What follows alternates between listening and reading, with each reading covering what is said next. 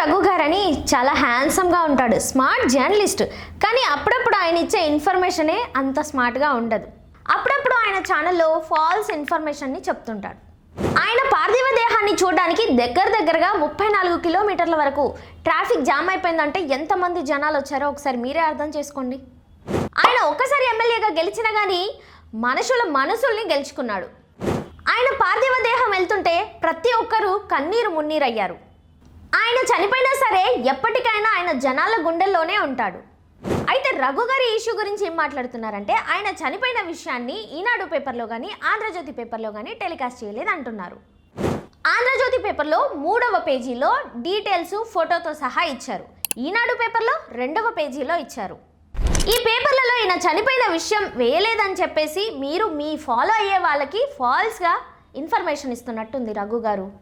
కేసీఆర్ గారు అంతిమయాత్రకు ఎందుకు రాలేదు అని చెప్పేసి ఒకటే దాన్ని రాజకీయంగా ఇంతగానం వాడుతున్నారే, మిమ్మల్ని చూస్తుంటే ఏదో ఒక పార్టీ కండవ కప్పుకునేటట్టే కనిపిస్తున్నారు నాకైతే. ముందు సుదర్శన్ రెడ్డి గారు సికింద్రాబాద్లోని యశోద హాస్పిటల్లో ఉన్నప్పుడు కేసీఆర్ గారు పలకరించడానికి వచ్చారు. దగ్గరుండి మరి డాక్టర్లతో మాట్లాడి మరి అండగా ఉంటానని చెప్పారు. కానీ మీరు మాత్రం కేసీఆర్ గారి గురించి ఎలా మాట్లాడుతున్నారండి? మీకు స్పెషల్ సిస్టమ్ ఉంటుంది కదా, మీ బ్యాంక్ అకౌంట్లలో కోట్లు ఉన్నాయి కదా, మీకేమో పెద్ద వ్యాన్లు ఉంటాయి కదా, 2-3 కోట్లు ఉంటాయి, అవి చాలా మెత్తగా ఉంటాయి, ఎత్తేయవు.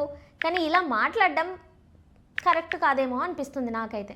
అక్కడ అంతమంది జనాలు ఆయనను చూడడానికి వచ్చినప్పుడు కేసీఆర్ గారు అక్కడికి వెళ్తే ఈయనకు ఒక ప్రోటోకాల్, ఒక సెక్యూరిటీ అనేది ఉంటుంది. దానివల్ల ఆ జనాలు అనేది ఇబ్బంది పడతారు కదా.